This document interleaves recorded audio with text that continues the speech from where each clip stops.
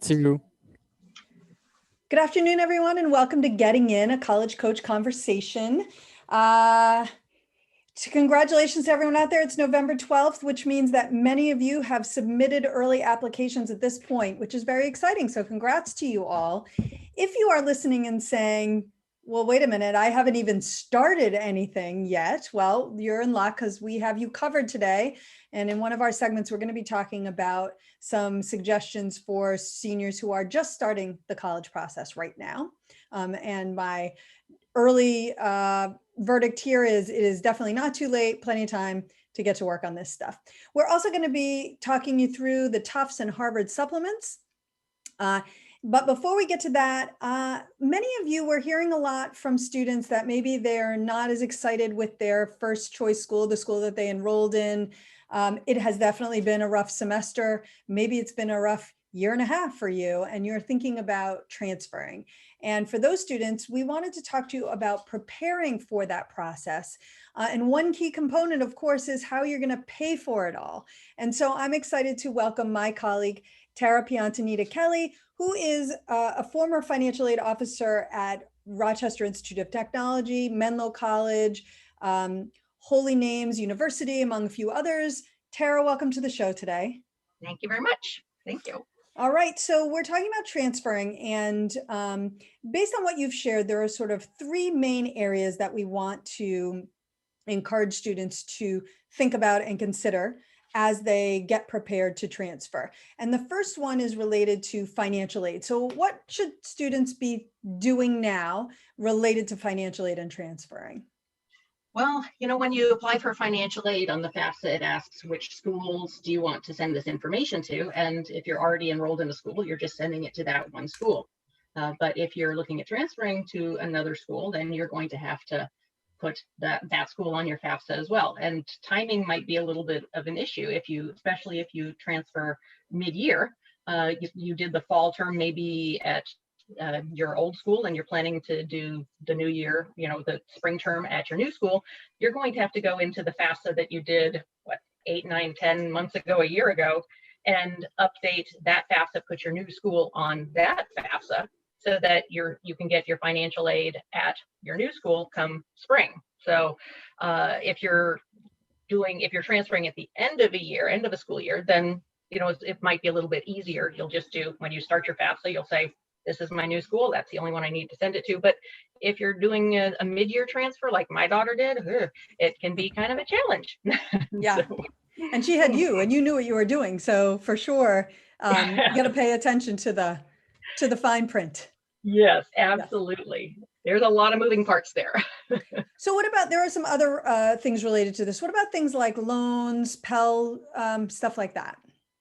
So, as you might know, you have an annual federal loan limit that you can't exceed. So let's say your old school was a quarter school and you went there for the first 2 quarters of the year and you borrowed essentially 2/3 of your annual loan limit, and then you transfer to a school that is now on a semester program. And you can only have the remainder of what you didn't borrow at your other school for the remainder of that year. So that gets it gets kind of hairy and sticky because, maybe your old school is expecting you to stay and, they're expecting your third and final disbursement for the year to come in, but you're not going to be there to get it. So you're going to need to cancel that disbursement so that and then go through the whole financial aid process at your new school, just so that you can get the remainder, of that, the annual federal loan limit. So it's not impossible, but it can be tricky. So just pay attention to the details. You're going to have to coordinate between both financial aid offices.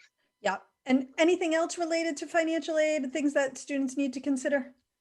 Well, there's, lifetime limits on your Pell. So if you're a Pell student and you continue to transfer from one school to another year, you could possibly run out of Pell. So just be careful. There's nothing wrong with transferring, but when it comes to financial aid, don't make a habit out of it. Go ahead. There's nothing wrong with it. Go ahead. Just don't make it a continual thing. I'm now going to go here. Now I'm going to transfer here. Now I'm going to go there. So also, whenever you transfer, your one school is going to have to transfer your transcripts to another school, and the other school isn't going to do anything until they get your transcripts, and your old school isn't going to send your transcripts until you have, you don't have a balance, until you've paid your balance if you have one. So there's a lot of things to consider when you transfer.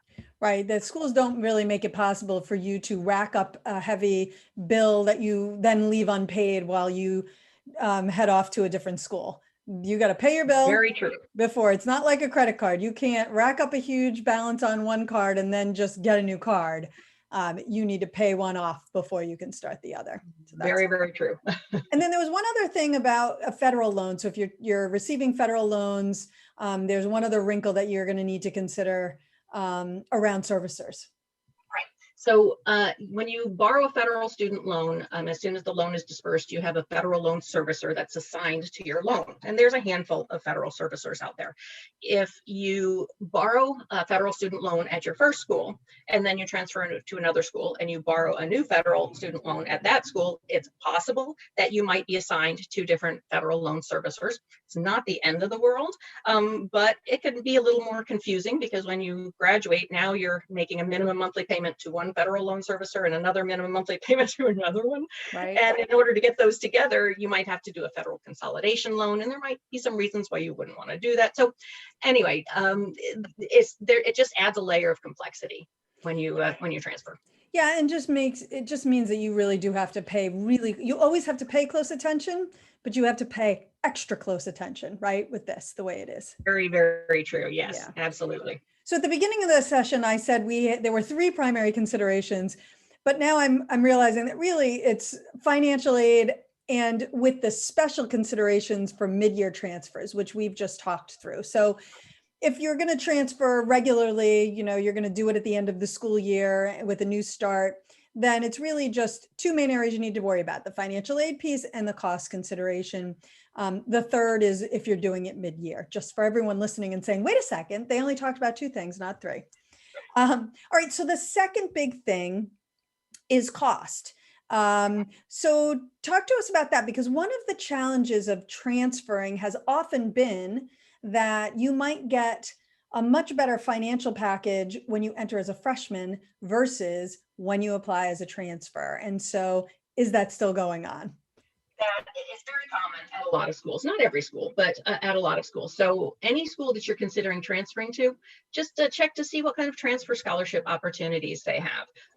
Because, I'd hate for you to leave a good incoming merit scholarship at one school thinking that you'll get something similar at a new school as a transfer student, and you might not, just because transfer scholarships at some schools are not as good as the incoming scholarships. So check that out before you commit to transferring, for sure. Right. One other obviously thing is around, are all your credits going to transfer, right? So what's the potential financial impact there if they don't? Oh my gosh, it's huge. So imagine that you've gone to one school for, let's say, 3 semesters, maybe 4 semesters. You've racked up maybe 60 credits, right? And you think, okay, well, now I'm going to transfer to a different school, maybe to complete my 4-year degree. And, I'll start as a junior because I already completed my first 2 years and I have 60 credits. And you transfer into that school, or as you're preparing to transfer in, you found out that, oh no, they're only going to take, 36 of your 60 credits. And essentially you're going to be back to a first semester sophomore. So not all schools are going to take every other school's credits. So you need to be really careful about that. And also there are some programs, if you're not familiar with it, sometimes they're called 2+2 programs, but it's where schools have like an articulation agreement saying, if you do the first 2 years at this perhaps community college and you take all of these classes and you get these grades, then you can transfer into our school as a junior. We will take all of your credits as long as they're C or above or whatever, and you essentially don't miss a beat. You can graduate in 2 years here, 2 years here, but if you're looking at doing something like that, make sure that there is that articulation agreement between those 2 schools so that you don't lose out on credits. So if you don't, then you might be starting over you might have 2 years as a sophomore. And that means instead of graduating with your 4-year degree in 4 years, you're going to graduate with your 4-year degree in 5 years. And that 5th year is not free. No. So be very careful about that. Yeah, it's not free. And not only that, there are schools. So if you are late in deciding that you want to transfer, the typical time to transfer would be the end of your freshman year, the end of your sophomore year. Anyone who makes the decision after that, you're almost definitely going to have to spend more time at the school you transfer into, because they're going to require that you take a certain number of credits at that school in order to earn the diploma with that school's name on it, right? Otherwise, I mean, this is not easy to do for many reasons, but otherwise maybe people would do a lot more of that. Well, I'm going to do 3 years at this less expensive school, or this school where they gave me a lot of scholarship money, and then I'm going to transfer into this much more selective private school where I'm going to pay full rate, but I'm going to graduate, and then I'm going to have that on my and that's what my diploma is going to say. The highly selective school, or the school, whatever school this is that you're envisioning doing this, is going to say, hold up, you need to do at least 2 years here in order for our name to be on that degree, right? Yep, absolutely. Absolutely. They're not going to want to give away their degree for just 1 year of tuition payments. Yeah, right, exactly. It costs more than that, as we all know by now, for better or worse, it costs more than that. I think the other thing that I would say is this is a really popular time, fall break, Thanksgiving break, for students to come home. Maybe you were still at home. Maybe you were not able to come home for fall break, but you are coming home for Thanksgiving, and to say, I'm really unhappy, I want to transfer. My advice from an admissions perspective and from a finance perspective, as you just heard some of the challenges with that, and if finances are a concern for you, important to take into consideration, is that you sit on it for a little bit longer. Certainly some students are in a very bad situation. They may be suffering from depression, they haven't made friends, things just really are not just, I'm not enjoying it, but actually really significantly bad. That is different from what I'm talking about. I would say that in a given year, my colleagues and I see a healthy percentage of students who come back. College was not what they thought it was going to be. It wasn't the immediate, oh my goodness, this is amazing, that they thought it was going to be. And they're reaching out, I might want to transfer. And what we do try to encourage, unless it's one of those serious situations that I just mentioned, is at least do the full semester and give it a chance, and apply in the second semester to transfer. And I would say the majority of students, when it comes time to finally get around to filling out those transfer applications, have finally found their niche and are feeling much more comfortable and do end up staying. So I guess don't make a knee-jerk decision here, is what I'm trying to say. And you had a daughter who transferred, so I'm just curious if you had any last thoughts from your experience, from your daughter's experience, before we wrap this segment up. Yep, absolutely. So when we were looking at schools for my daughter, she wanted to, she had it exactly in mind what she wanted to go to, small private liberal arts college out in the country. And, I'm like, get the big scholarship and you can go. And she did. And she did the overnight thing. We did everything that you're supposed to do, right? And she gets there the second weekend, she calls me. She's like, I hate it here, I want to transfer. Second weekend. And it had something to do with the boyfriend. So just keep that in mind. Yeah. But I said, okay, well, we did all of these steps to get you into the school that you thought you wanted. But I'm not going to do anything to facilitate your transfer. I'll let you transfer, but I have veto power over the schools that you transfer to because of those transfer scholarships. And she did. She took the bull by the horns. She transferred after her first semester. She completed her first. So she applied to a school that had accepted her already. And they said, as long as your first semester grades are good, we'll allow you to come in the spring term. She did, and she was able to transfer her 18 credits that she had taken for the fall. She was able to add a second major, and she graduated on time. So it can be done, but you have to be very diligent. And it doesn't hurt to have a mother who's a college financial aid expert.